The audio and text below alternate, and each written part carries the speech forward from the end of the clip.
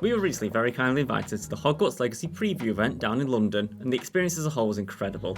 From the outset here, I will make it clear that everything said is my honest opinion and is no way led by the fact that we were invited to this event. I want to give my honest opinion not just for myself, but for you, and for the dev team. I only think it's fair that way.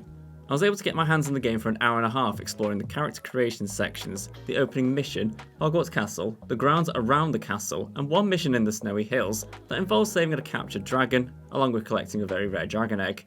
So what exactly did I learn from my time at the event? Are we in for a masterpiece of a game, or is it going to flop as hard as the Fantastic Beasts films? Don't come for me about that one, let's face it, they weren't the best. Well, let's start with flying. I got to experience this with a broomstick, but we already know there will be hippogriffs and thestrals available as well. If you pre-order the game, you'll get a special hippogriff mount, and if you get the deluxe edition, you'll be able to get a thestral mount as well. The mere fact that we can access a thestral as a mount shows already that our character has seen death firsthand in his storyline. Flying as a whole felt amazing. The controls were not that complicated, and they never made you feel like you were not in control of where you were going. There were options to increase and decrease your flying height level, as well as an option to boost your speed when you were flying in a straight line.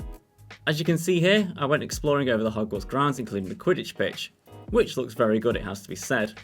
But alas, you cannot play actual Quidditch on it. You may be able to one day, but for now, I'm very sorry to say it's not an option. No matter how many times we ask for it, it's just not going to happen. I then decided to explore over the castle and found out that you cannot just land and dismount wherever you want. While dismounting your broom wherever you want may have been a feature that was just locked during this test build, I know some other creators there tried to fly into the astronomy tower or the flat areas on the roof and were greeted with a message saying they were unable to dismount.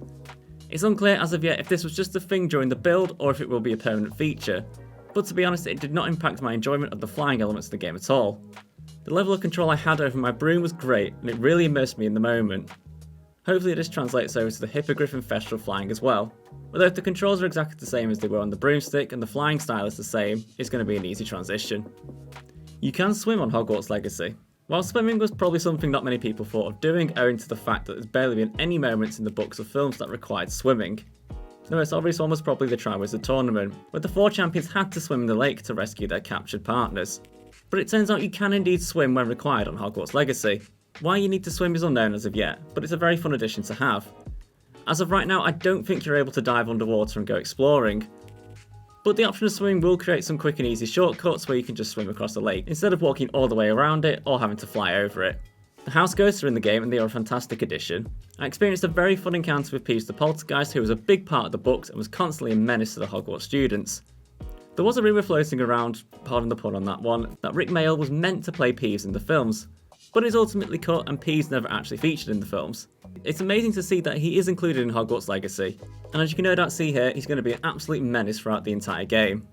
I feel sorry for this poor student, but then again, unless this is his first encounter with Peeves, he probably should have just ran away when he saw the ghost come out the door.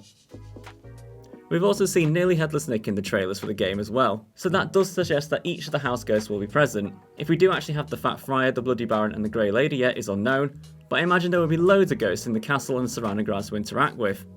You will not be punished for using unforgivable curses or by killing other wizards. If you play games like Red Dead Redemption, you will no doubt know about the morality systems. Kill enough people or carry out horrible deeds and your reputation will fall and people will start to hate you. So far from what we have seen, this is not the case with Hogwarts Legacy. I used the Crucio curse on this poor wizard and melted his mind, but was not punished for doing so at all. We've seen all 3 unforgivable curses being used in the dueling arena with no punishments either, so it's safe to assume that you can kill and get away with it all you want. There will not be any romanceable options in the game. During the books and films we saw Harry with a few girlfriends, Ron and Hermione growing closer and closer, and Neville finally admitting that he loved Luna in the battle for Hogwarts. But it seems you will not be able to have relationships and romance options during your gameplay time at Hogwarts. This makes sense to me, to be honest. I mean, you are playing as a 5th year student here, so flirting and schmoozing people around that age, which I'm going to assume is about 15, just does not really sit right with me at all. I understand that it would add to the overall immersion of the game, but honestly, I don't think you will notice the option not being there at all. The storyline and the environments are all immersive enough without the need for you to be chasing after a potential life partner. I know I only played it for an hour and a half, but during that whole playtime I didn't once think about flirting with another student. Honestly, the game was enough for me without that option. Our time overall with the game was short and sweet, but I had such a good time with it and actually learnt so much about the game in that period. Hogwarts Legacy is out next month and it's safe to say that it is going to take over the world.